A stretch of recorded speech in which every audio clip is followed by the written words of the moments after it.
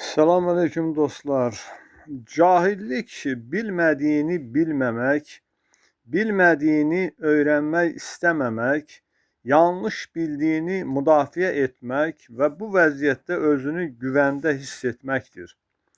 Çünkü fikirler tanış olduğu için insan özünü güvende hissedir. Diskomfort yaradan yeni fikirlerdir. Buna göre bəzilərinin qarşısına faktları düşsən belə onları rədd edirlər. Belələri həqiqəti yox, öz fikirlərini qorumağa çalışırlar.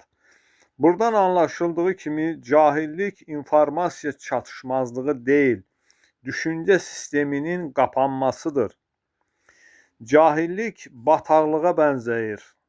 Axmayan su necə bataqlığa çevrilirsə, hərəkət etməyən düşünce de cahilliğe çevrilir. İnkişafı yaradan düşüncenin hərəkətidir. Əvvəllər insanların elmi biliklərə çıxışı zəif idi. Bugün isə vəziyyət tam fərqlidir. İnternet var və informasiya tarix boyu heç vaxt bu qədər çox olmayıb. Amma buna baxmayaraq yeni bir fenomen meydana çıxıb. Savadlı cahiller. Bəziləri çox oxuyanlar daim bilik axtarışında olurlar. Amma yenə də həqiqəti qəbul etməkdə çətinlik çəkirlər. Çünki intellekt və idrak fərqli şeylərdir. İntellekt məlumatı analiz etmək, idrak isə həqiqəti qəbul etmək qabiliyyətidir.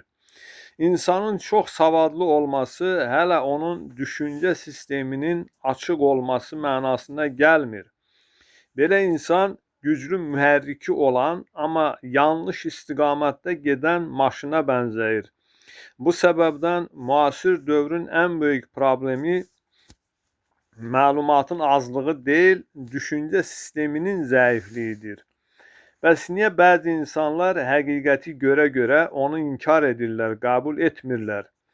Əgər insan beynində yeni məlumat mövcud inanclara ziddirsə, zehin narahat olur və bu vəziyyətə kognitiv dissonans deyilir. Zehin bu narahatlığı azaltmaq üçün bəzən faktı inkar edir, bəzən onu təhrif edir. Bəzən isə mənbəyi gözdən salır. Çünki öz fikirləri onun kimliyinin bir hissəsinə çevrilib. Belə hallar insan üçün sadəcə fikri dəyişmək deyil, özünü dəyişmək kimi hiss olunur. Buna görə də bəzən insanlar həqiqəti yox, rahatlığı seçirlər. Həqiqət isə güzgü kimidir və hər kəs bu güzgüyə baxmaq istəmir.